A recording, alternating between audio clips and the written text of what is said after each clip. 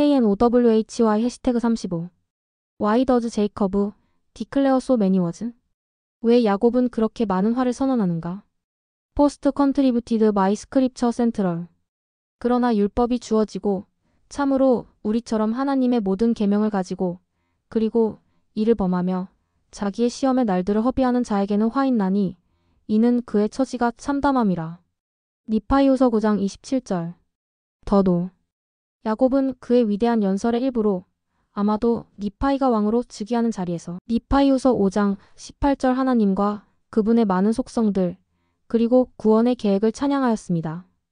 니파이후서 9장 8에서 22절.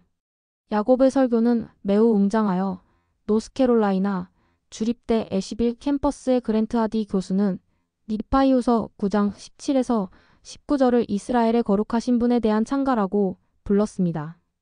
그러나 이러한 고양된 찬양 중에 야곱은 예상치 못한 화 선언으로 각종 죄악을 꾸짖었습니다. 니파이후서 9장 27에서 38절에서 야곱은 거짓말쟁이, 살인자, 우상 숭배자, 지혜나 부로 인해 하나님을 필요로 하지 않는다고 생각하는 자들을 포함한 여러 부류의 사람들에게 10가지 화를 선언합니다. 이 야곱의 10가지 화는 그 수가 정확히 10가지이기 때문에 모세가 시내산에서 받은 십계명과 출애굽기 20장 3에서 17절 비교되기도 합니다. 존 W. 웰치는 야곱은 이 말씀을 기록할 때 신명기 5장이나 출애굽기 20장의 십계명을 염두에 두고 있었던 것으로 보인다고 설명하였습니다.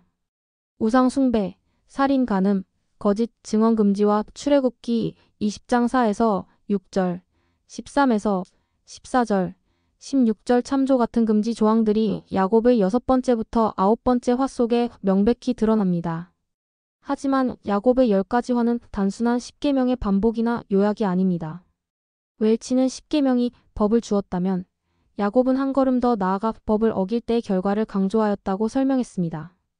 또한 야곱의 원칙들은 그의 백성과 그들의 필요에 맞추어 게시된 것들이었습니다. 더 Y. 야곱의 10가지 화와 십계명 사이에 미묘하지만 중요한 연결고리는 야곱이 왜 하나님의 찬양 중간에 죄의 결과에 대한 경고를 포함시켰는지를 이해하는 데 도움이 됩니다. 시내산에서 하나님은 그의 백성과 성약을 맺으셨으며 출애굽기 19장 5절 참조, 야곱도 이를 명확히 인식하고 있었습니다.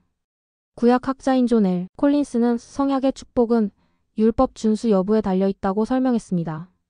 고대 세계의 성약은 일정한 패턴을 따랐는데 그 중에는 조항 규정을 제시하고 그 조항을 지킬 때와 어길 때의 결과를 설명하는 것이 포함되어 있었습니다. 시내산에서는 십계명이 성약의 조항 중 일부였으며 출애굽기 20장 참조, 축복과 저주도 에발산에서의 성약갱신 때 함께 언급되었습니다. 신명기 27, 28장 참조. 사실 야곱은 그의 청중들에게 이사야의 말씀을 인용하는 목적이 너희가 주께서 온 이스라엘 집과 세우신 성약을 알게 하려 함이라고 니파이후서 9장 1절 분명히 밝혔습니다.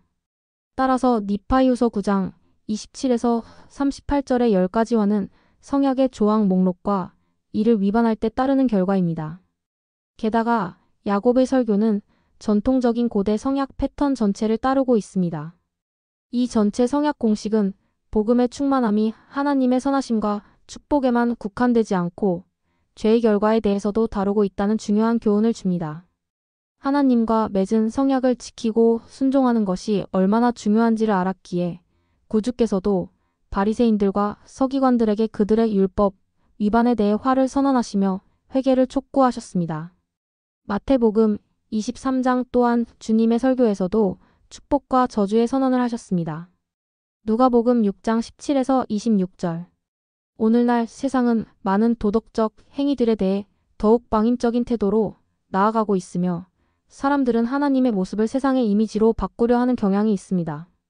교리와 성약 1편 16절 참조. 그 결과로 하나님의 사랑과 자비만을 강조하고 조항 율법과 그로 인한 결과는 무시하거나 간과하는 경우가 많습니다. 그러나 야곱의 강력한 설교는 우리 하나님이 얼마나 크신 자비로 그의 성도들을 마귀와 사망과 지옥이라는 무서운 괴물로부터 건지시는지를 니파이후서 9장 19절 상기시킬 뿐만 아니라 우리 하나님이 얼마나 크신 공의로 그의 모든 말씀을 실행하시는지도 니파이후서 9장 17절 상기시킵니다. 하나님의 공의는 율법을 위반하는 것에 대한 결과를 포함하며 그분의 자비는 구속자를 제공하시고 변화와 화해를 위한 시간을 주시는 것입니다. 회개는 항상 가능하지만 모든 행동이 죽게 받아들여지는 것은 아닙니다. 야곱은 그의 10가지 화 속에서 그러한 받아들여질 수 없는 행위들을 지적하고 성약을 위반하고 회개하지 않는 자들에게 닥칠 결과를 경고하고 있습니다.